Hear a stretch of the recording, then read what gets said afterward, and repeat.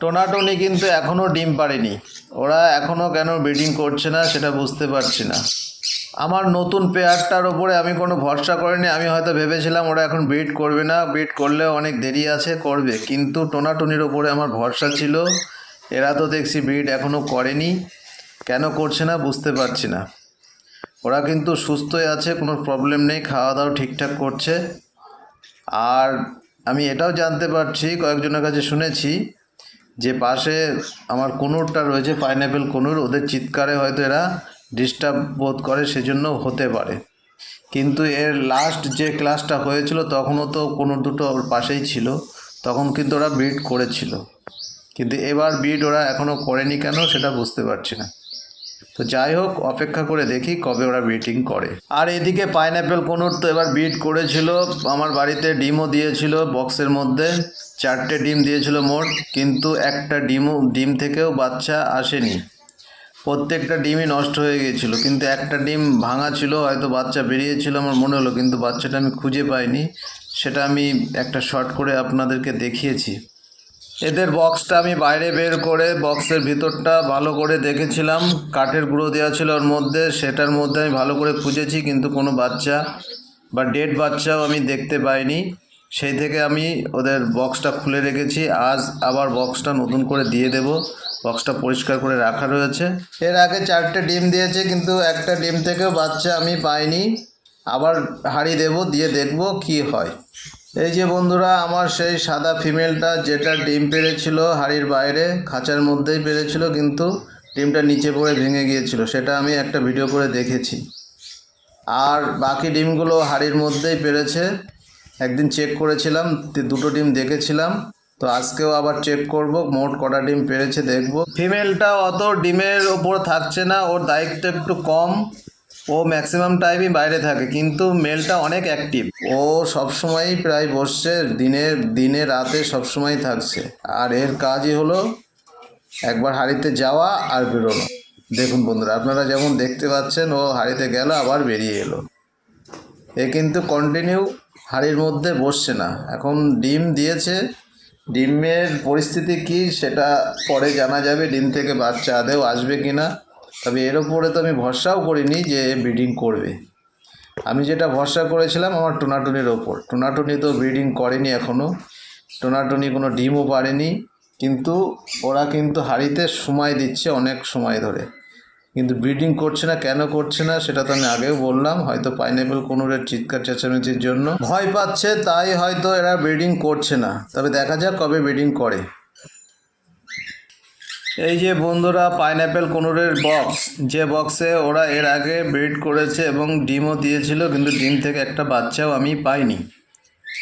বক্সটা আমি ভালো করে পরিষ্কার করে রেখেছি, আপনারা দেখতেই পাচ্ছেন, কিন্তু বক্সটা ওরা কেটে কেটে একের বক্সের অবস্থা খারাপ করে ফেলেছে। ভেবেছিলাম এই বক্সটা আমি আর দেবো না, নতুন একটা বক্স লাগাবো, কিন্তু দেখলাম ওরা যেহেতু এদের ব্রিড করেছে তাই তাড়াতাড়ি আবার ব্রিড করবে, সেই ভেবেই আমি আবার বক্সটা লাগিয়ে দিচ্ছি, মানে এই বক্সটাই লাগাচ্ছি।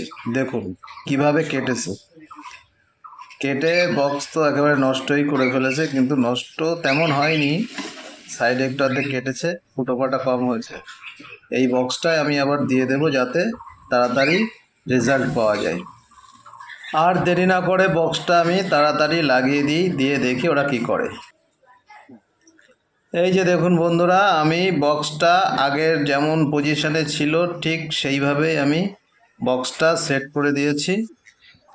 এই যে দেখুন, বক্সের ভিতরের গা থেকেও কিন্তু ওরা প্রায় ছাল তুলে ফেলেছে। আর এবার আমি ভেবেছি বক্সের মধ্যে কাঠের কোনো চিপস বা কাঠের গুঁড়ো আমি দেব না, বক্সটা এভাবেই ফাঁকা দেব, কারণ আমি এর আগে কাঠের চিপস দিয়েছিলাম, তাতে ওরা সরিয়ে দিয়েছিল। ফাঁকা জায়গায় ওরা মানে ডিম পাড়তে ভালোবাসে, কাঠের চিপস দিয়ে ওরা বাসা বানায় না এবং কাঠের চিপসের উপরে ডিম পাড়ে না, ওরা খালি জায়গায় ডিম পাড়তে ভালোবাসে, তাই এবার আর দেবো না। আর এখন আমি এই বক্সের ঢাকনাটা আটকে দিই, বক্সের ঢাকনা আটকে দিয়ে দেখি ওরা কি করে, ওরা তাড়াতাড়ি ওই বক্সটা পছন্দ করে কিনা সেটা দেখে নিই। বক্সের ঢাকনা আটকে খাঁচার গেটটাও আটকে দিয়েছি, দিয়ে এখন একটু দূরে গিয়ে দেখব ওরা মানে বক্সে যায় কি না, বক্সের কাছে যায় কি না। আশা করি তো চলেই যাবে, অলরেডি ওরা চলে এসেছে বক্সের কাছে। যেহেতু পুরনো বক্স, ওদের চেনা বক্স, তাই বক্সে যাওয়ার জন্য সময় বেশি নেওয়ার কথা না। ওরা অনেক তাড়াতাড়ি বক্সের মধ্যে যাবে এবং বক্সটা সেট করে খুব তাড়াতাড়ি ব্রিডিং করবে, এটা আশা করা যাচ্ছে। তো এখন আমি আমার নতুন ককটেলের জোড়াটা ডিম দিয়েছে হাঁড়ির মধ্যে, সেই ডিমগুলোই চেক করব। আমরা একটা ডিম বাইরে পাড়তে দেখেছিলাম, যে ডিমটা ভেঙে গিয়েছিল, আর হাঁড়ির মধ্যে ওরা ডিম দিয়েছে আমি দেখেছি, কিন্তু কটা ডিম দিয়েছে সেটা এখনই আমরা চেক করব। চেক করে দেখব মোট কটা ডিম দিয়েছে। আবার চলে এসেছি এই নতুন পেয়ারের খাঁচার সামনে, কারণ এদের ডিম দেখব কটা ডিম পেড়েছে। তো এই খাঁচাটা অনেকটাই উঁচু, যে কারণে চেক করতে একটু অসুবিধা হয়, ভিডিও করতেও সমস্যা হয়। তো যতটুকু পাচ্ছি আমি দেখার চেষ্টা করছি। খাঁচাটা খুলে আমি দেখব এর মধ্যে কটা ডিম আছে। মেলটা এখনও ভিতরেই আছে। না, ভালো দেখা যাচ্ছে না, ক্যামেরার ফ্ল্যাশটা অন করে দেখতে হবে। ফ্ল্যাশটা অন করে দেখি, এই যে দেখুন বন্ধুরা, ফ্ল্যাশ অন করে দিয়েছে, আর এই যে ডিম সবগুলোই দেখা যাচ্ছে, 1 2 3 4 5। বন্ধুরা 5টা ডিম পেড়েছে হাঁড়ির মধ্যে, এরা 5টা ডিম দিয়েছে, আর বাইরে একটা ডিম, মোট 6টা ডিম দিয়েছে। প্রথমবারেই 6টা ডিম দিয়েছে, তবে দেখা যাক কটার বাচ্চা হয়। তো আমার তো আশা নেই বাচ্চা হবে, যেহেতু ঠিকঠাক ওরা ডিমের উপরে বসছে না, শুধু মেলটাই ঠিকঠাক বসছে, ফিমেলটার তো কোনো দায়িত্ব জ্ঞানই দেখছি না।